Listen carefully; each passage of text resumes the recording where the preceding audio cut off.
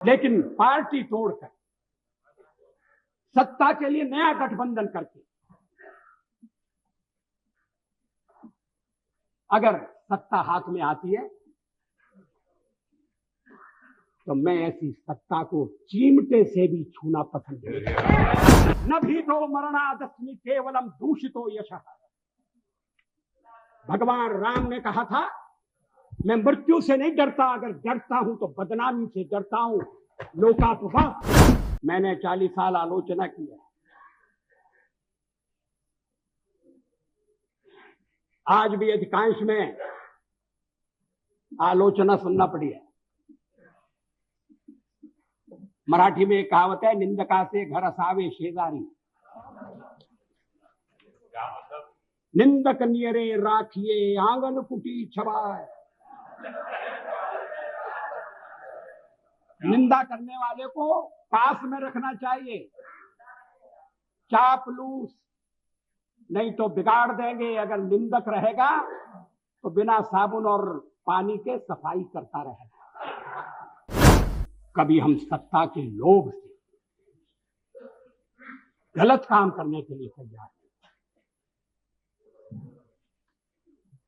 यहां श्री शरद पवार बैठे हैं। जब मेरे मित्र जसवंत सिंह जी भाषण कर रहे थे तो शरद पवार नहीं थे, वो जसवंत सिंह जी कह रहे थे कि किस तरह से शरद पवार ने अपनी पार्टी तोड़कर हमारे साथ सरकार बनाई थी, सत्ता के लिए बनाई थी या महाराष्ट्र के भले के लिए बनाई थी, ये अलग बात है, मगर उन्होंने अपनी पार्टी तोड़कर हमारे साथ सहयोग किया। मैंने तो ऐसा कुछ नहीं किया। बार बार इस चर्चा में एक स्वर सुनाई दिया है कि भाजपा तो अच्छा है मगर पार्टी ठीक है।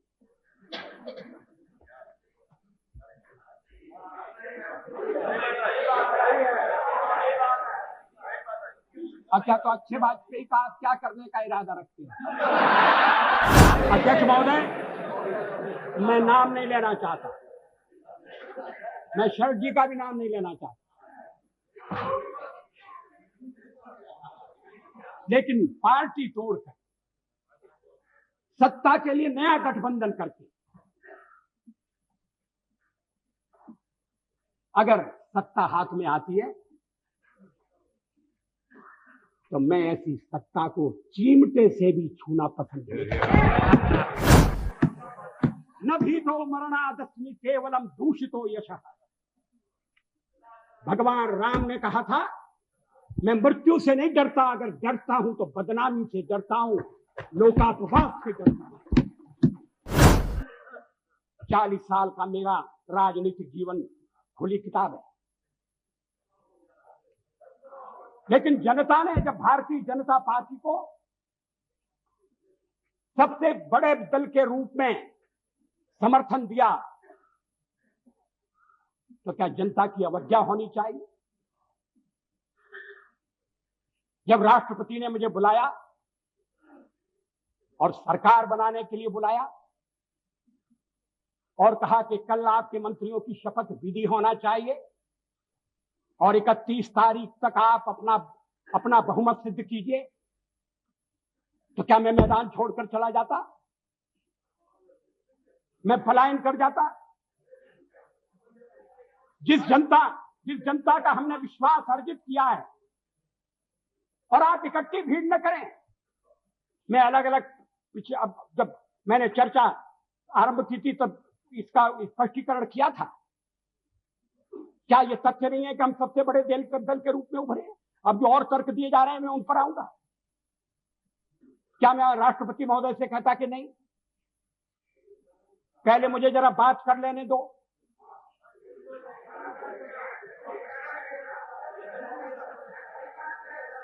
जब वो कह रहे हैं कि कल शपथ विधि होगी और मुझे समय दे रहे हैं 31 तारीख तक का, तो मैंने कहा कि 31 तारीख के जो समय दिया जा रहा है उसका मैं सदुपयोग करूंगा, अन्य दलों से चर्चा करूंगा, उनका समर्थन प्राप्त करने का प्रयास करूंगा, एक कॉमन प्रोग्राम के आधार पर हम आगे बढ़ सकें, इस तरह का वातावरण बनाने की कोशिश करूंगा।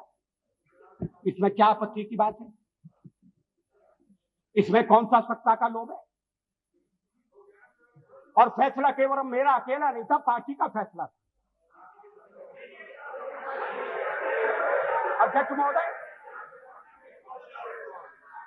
आखिर जब एक बार 31 तारीख शक्ति परीक्षण के लिए तय हो गई, और शक्ति परीक्षण पार्लियामेंट में ही हो सकता है, राष्ट्रपति भवन में या राजभवन में हो, ये तो इसका तो हमने कभी प्रतिपादन नहीं किया। तो सदन की बैठक बुलाना जरूरी था। सदन की बैठक में राष्ट्रपति का अभिभाषण जरूरी था। हम तो कोई और भी काम रख सकते थे। कम से कम राष्ट्रपति को उनके अभिभाषण के लिए धन्यवाद देने का काम तो रख ही सकते थे। लेकिन ऐसा आपने ऐसा नहीं होने दिया, और मैंने भी संदेह पैदा हो इसलिए इस बात पर जोर नहीं दिया। जल्दी से जल्दी पहला अवसर, और इसलिए 27 तारीख और 28 को आज फैसला होने जा रहा है। हम बल दे सकते थे कि नहीं, हमें 31 तक का समय दिया गया है, हम कुर्सी पर बैठे रहेंगे। अध्यक्ष महोदय,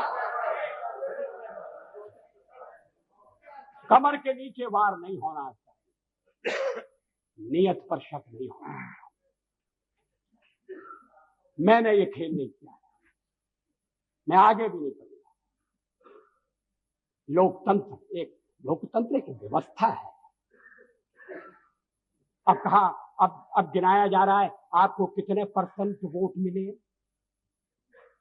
हमने जो वेस्टमिनिस्टर की पद्धति अपनाई है उसमें वोट नहीं गिने जाते हैं, प्रतिशत नहीं देखा जाता है, उसमें सीटें देखी जाती हैं।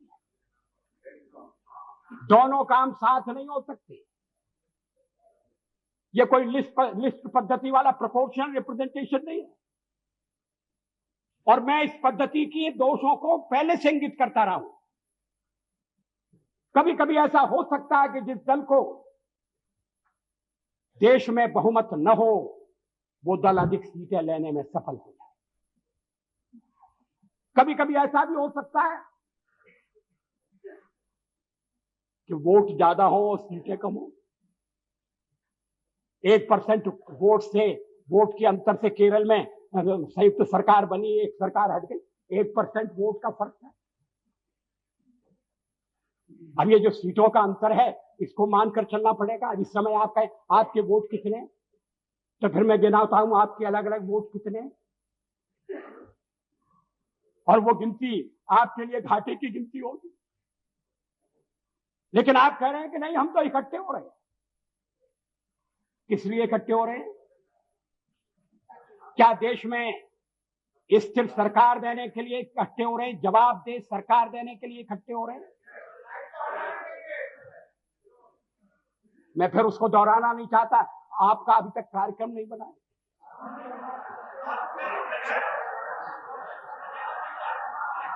उस कार्यक्रम को लेकर आप जनता के पास नहीं गए। जिस जनादेश की आप बात कर रहे हैं, % वोट की बात कर रहे हैं, वो अलग अलग प्रदेशों में मिला है, अलग अलग कारणों से मिला है।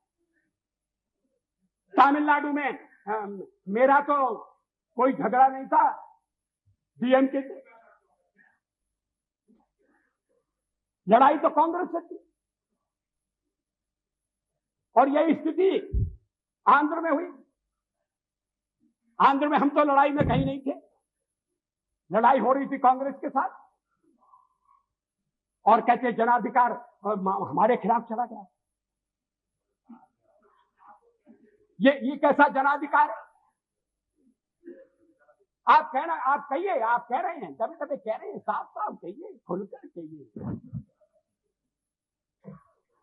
कि हम किसी भी कीमत पर आपको सत्ता में नहीं आने देंगे। ये भाषा ठीक नहीं। इस भाषा के पीछे जो भावना है वो और भी गलत है। हिटलर का हुआ खड़ा किया जा रहा है इस सदन में।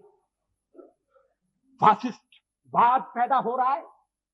इस तरह की यहां जो पहली बार सदन में आए, जिन्हें सदन की मर्यादा का भी पता नहीं है, वो इस तरह की भाषा बोल रहे हैं। मैं 40 साल से हूं पार्लियामेंट में। हम दल के रूप में काम कर रहे हैं, लोकतंत्र के आधार पर कर रहे हैं। हम चुनाव लड़, जनादेश कांग्रेस के खिलाफ है। कांग्रेस की संख्या आधी रह गई है। अलग अलग क्षेत्रों में अलग अलग ढंग से लोगों ने अपनी राय प्रकट की है। अब सब अगर इकट्ठे आ रहे हैं और कांग्रेस का समर्थन प्राप्त कर रहे हैं और कांग्रेस समर्थन देने को तैयार है। कल मेरे मित्र श्री जॉर्ज फर्नांडिस ने जो कुछ कहा, मैं उसको दोहराना नहीं चाहता।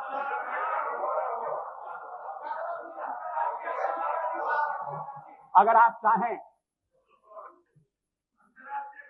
तो फैसला कर सकते हैं कि भाई हमने एक दूसरे को गाली दी होगी, मगर चलो छोड़ो, आज तो सबको मिलकर बीजेपी को गाली देना है। अगर ये सामूहिक निर्णय है, मुझे कुछ कहना नहीं, लेकिन इस तरह का निर्णय नकारात्मक होगा, इस तरह का निर्णय प्रतिक्रियात्मक होगा, इस तरह का निर्णय केवल हमें आने से रोकने के लिए होगा और ये लोकतंत्र को स्वस्थ बनाने वाली परंपरा नहीं डालेगा। ये आज मैं आपको चेतावनी देना चाहता हूं।